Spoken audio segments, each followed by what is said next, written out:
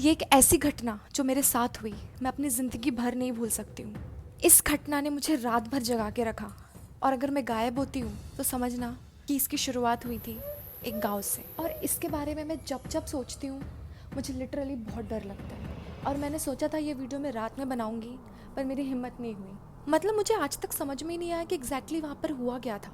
तो हम कुछ साल पहले चलते हैं जब ये घटना हुई थी। बट स्टोरी स्टार्ट करने के पहले guys, thank you so so so much. मेरे 1000 सब्सक्राइबर्स पूरे हो चुके हैं। मेरे इस चैनल को इतना ज़्यादा प्यार देने के लिए अभी तक thank you so much and I hope कि हम बहुत जल्दी बहुत ज़्यादा अचीव कर लेंगे। एंड गाइस, अगर आप मेरा ये थोबड़ा पहली बार देख रहे हैं तो प्लीज़ अभी जाके सब्सक्राइब कर दो। आगे और भी इंटरेस्टिंग अमेजिंग वीडियोज़ आने वाली हैं एंड पुराने वीडियोज़ आप जाके देख सकते हैं मेरे चैनल में, आपको पसंद आएंगे ज़रूर। सो अब हम स्टार्ट करते हैं हमारी स्टोरी। ये कहानी की शुरुआत होती है मेरे अंकल की शादी से। उनकी शादी थी जिसमें हम लोग अटेंड करने के लिए गए हुए थे गाँव। सिंपल सी शादी है, सब मस्ती कर रहे हैं, डांस कर रहे हैं, मज़े कर रहे हैं। और उसमें कुछ गड़बड़ हो सकता है क्या? Let's find out. शादी हो गई, सब हो गया, खा लिए, नाच लिए। अब बारी थी आराम से घूमने की। तो मेरे घर वालों ने हम छोटे छोटे बच्चों को छोड़ दिया एक घर में। Very responsible of them, right. वो गए थे रिलेटिव से मिलने के लिए, आसपास जो भी उनके फ्रेंड्स थे पुराने। क्योंकि मेरे घर वाले बहुत टाइम के बाद, लाइक 1 या 2 साल में जाते हैं अपने घर विजिट करने और सबसे मिलने। तो मैं, मेरे कज़िन्स, जो कि मुझे पता भी नहीं था कि हैं, मेरी एज उस टाइम लगभग हो सकती है 12-13 साल। मैं इतनी छोटी थी, प्लस मेरा भाई मुझसे और भी छोटा और मेरे और भी कज़िन्स। घर में हम लोग होंगे शायद 4-5 बच्चे। और घर वाले गए थे दोपहर में, लंच करने के बाद निकल गए। और मैं, मेरे कज़िन्स, हम लोग सब घर के अंदर थे। हम लोग इतनी मस्ती कर रहे थे, हम लोग मैगी खा रहे थे, कहीं रोड में घूम रहे थे, कहीं छुपन छुपाई खेल रहे थे, लाइक बहुत मस्ती कर रहे थे। गांव में चूल्हे में हमने बनाई मैगी, हम लोग ने सबको सर्व किया, सबने खाए, मज़ा ही आ गया। और गाइस, हम कोई ऐसे आम बच्चे नहीं थे, हम बहुत ही ज़्यादा समझदार थे। भले ही हमारे घर वालों ने हमें अकेले छोड़ दिया, बट हम बहुत ज़्यादा समझदार बच्चे थे। सिर्फ थोड़ी बहुत तोड़फोड़ की, उसके अलावा कुछ नहीं किया। एंड धीरे धीरे देखते देखते शाम हो गई। शाम होते होते रात हो गई और हमें पता चल गया कि हमारे घर वाले आ चुके हैं। तो हम एकदम सीधे बच्चे बन गए। हमारे घर वालों की आवाज़ आई, जहाँ वो इतना हंस रहे थे, इतने मस्ती कर रहे थे। और हमें ऐसा फील हुआ कि कहीं हमने गलती तो नहीं कर दी घर में रह के, क्योंकि ज़्यादा मज़े तो उन्होंने ही कर लिए हैं। सब इतना बढ़िया चल रहा था, सब कुछ इतना अच्छा था, सब खुश थे। पर सडनली किसी ने बोला कि मेरे मामा कहाँ हैं। एंड उन मामा का बेटा भी हमारे साथ ही था। सबने ढूंढने का ट्राई करा, आसपास पूछा किसी से, अरे आपने देखा क्या, आपने देखा क्या? सबने बोला नहीं, हमारे पीछे पीछे ही तो आ रहे थे, वो हमारे साथ में ही आ रहे थे, बट अभी है नहीं, पता नहीं कहाँ चले गए। जब वो नहीं मिले तो सारी खुशी, सारी हंसी, सबके फेस में जो स्माइल थी वो चली गई।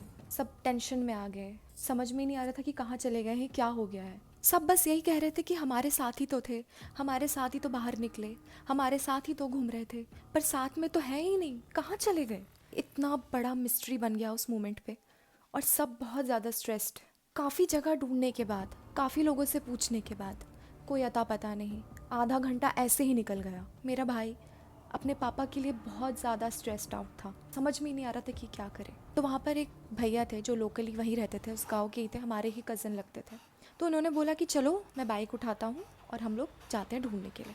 तो वो भैया जो वहाँ के लोकल थे, प्लस मेरा भाई जिसके पापा मिसिंग थे, वो दोनों बैठ के गए ढूंढने के लिए। पूरी अंधेरी रात थी, काफ़ी लेट हो चुका था। और गांव में तो आपको पता ही होगा कि कितने जल्दी वहाँ खाना खा के वो लोग सो जाते हैं और पूरा सुनसान हो जाता है। तो वैसा ही सुनसान और सन्नाटा था हर जगह। और हम 7-8 लोग, पेरेंट्स, बच्चे, सब कोई उस घर के बाहर रोड में खड़े हुए हैं, वेट कर रहे हैं कि कब कब कुछ पता चले और हमारे मामा वापस लौटे। काफ़ी देर हो गई, हम लोग वहीं वेट कर रहे थे। 10 मिनट, 15 मिनट वैसे ही निकल गया। फिर 15 मिनट के बाद मेरे दोनों भाई बाइक से वापस आए और उन्होंने बहुत अच्छी खुशखबरी दी। मतलब जो चेहरे पे जो टेंस था वो रिलीफ में बदल गया। उन्होंने बोला कि मेरे पापा पुल के पास हैं, उन्होंने बोला है कि बेटा तुम चले जाओ, मैं बस आ रहा हूँ। ये सुन के सबके दिल नॉर्मली चलने लगे। जो डर था, जो टेंशन था, वो ख़त्म हो गया और हम पूरे रिलीफ में आ गए कि चलो फाइनली वो मिल चुके हैं और वो सेफ़ है। आ जाएंगे कभी भी। हम बस बढ़िया चिल थे और अंदर जाने ही वाले थे। जैसे ही अंदर जा रहे थे उसी मोमेंट किसी की आवाज़ आई। हमने पलट के देखा तो वो मेरे भाई के पापा थे जो मिसिंग हो चुके थे। पर पुल बहुत दूर है और वो ऑपोजिट डायरेक्शन में है, समझ लीजिए इस साइड, और मेरे मामा आए इस साइड से, घर के पीछे से ही। उस मोमेंट में सब के सब फ्रीज हो गए। समझ में ही नहीं आया कि हुआ क्या है ये। अभी जिसकी आवाज़ सुनी वो वहाँ थे, क्या ये वही है? पर वो इतने जल्दी कैसे आ सकते हैं? और इतने जल्दी आए भी तो वो ऑपोजिट डायरेक्शन से कैसे आए? बहुत ज़्यादा क्वेश्चंस थे माइंड में। मेरे मामा उनसे पूछे कि अरे आप थे कहाँ? मेरे मामा उन्होंने बोला कि अरे मैं तो पीछे ही रह गया था, तुम्हारे साथ ही आ रहा था, मेरे दोस्त मुझे मिल गए तो मैं उनसे बात करने लग गया। तो मतलब वो घर के पीछे ही थे। उनसे एक सवाल और पूछा कि क्या आप पुल के पास गए थे? उन्होंने कहा नहीं, मैं तो यही हूँ, आप लोगों के पीछे ही था। Literally my hands are shivering, literally shivering, and I am sweating too. वैसे गर्मी है बट स्टिल अभी तक नहीं पता कि वो जिस बंदे ने, जो आदमी था या क्या था, वो कौन था जिसने बोला कि बेटा तुम चले जाओ, और उनके बेटे ने ही आवाज़ सुनी। क्या एक बेटा अपने पापा की आवाज़ नहीं पहचानेगा? और वो अकेला नहीं था, उसके साथ उसका एक और भाई था। दोनों ने आवाज़ सुनी कि तुम चले जाओ, मैं आता हूँ। तो वहाँ कौन था उस पुल के पास? It's a big mystery. और ये मेरे लाइफ की one of the scariest incident में से एक है। जैसे ही सबको ये चीज़ पता चली, मेरे मामा तो वहाँ थे ही नहीं, वो तो पीछे ही थे। जो सन्नाटा उस मोमेंट में फील हो रहा था वो कोई बता नहीं सकता। वैसे ही सन्नाटा तो था ही क्योंकि रात का समय था, लेकिन फिर भी मेरे पेरेंट्स की आवाज़, मेरे रिलेटिव्स की आवाज़, बच्चों की आवाज़ तो गूंज ही रही थी ना। बातें कर रहे थे, हंस रहे थे। लेकिन वो जो सन्नाटा हुआ उस मोमेंट पर, वो pin drop silence, I can still imagine वो मोमेंट, वो रात। गांव में कोई लाइट भी नहीं आसपास, अब किसी की हंसी ही नहीं निकल रही थी। सब कंफ्यूजन में थे, सब शॉक में थे कि हुआ क्या, क्या था वो, कौन था वो, अभी तक नहीं पता। वो पूरी रात मैं सो नहीं पाई, एक मिनट के लिए भी नहीं। मैं आंख बंद करके बस पड़ी रही। इतना डर था कि मुझे नींद नहीं आ रही थी, फिर भी मैं अपनी आंखें नहीं खोल पा रही थी। उस रात सारे के सारे एक ही रूम में सोए क्योंकि डर ही इतना ज़्यादा था। नेक्स्ट डे ये चीज़ को तो बिल्कुल मजाक में लिया जा रहा था। मेरे मामा जो मिसिंग थे उन्हें तो बहुत फ़नी लग रहा था, उन्हें तो ज़्यादा कुछ याद भी नहीं था। पर उसके बाद इस बारे में कभी बात नहीं हुई और आज तक पता नहीं चला कि वो था क्या। कोई भूत था, कोई आत्मा, या मैट्रिक्स में कोई ग्लिच, आई डोंट नो।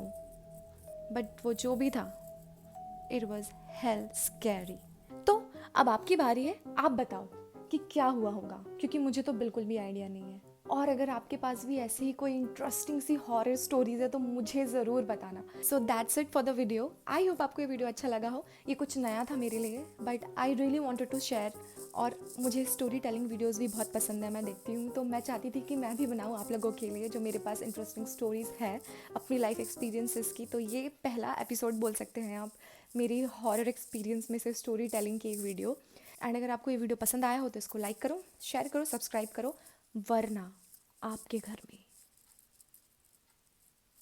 चुड़ैल नाचेगी रात में। तो अगर आप चाहते कि ऐसा ना हो तो मेरी वीडियो को लाइक करो, सब्सक्राइब करो, शेयर करो और कमेंट ज़रूर करके जाना, वरना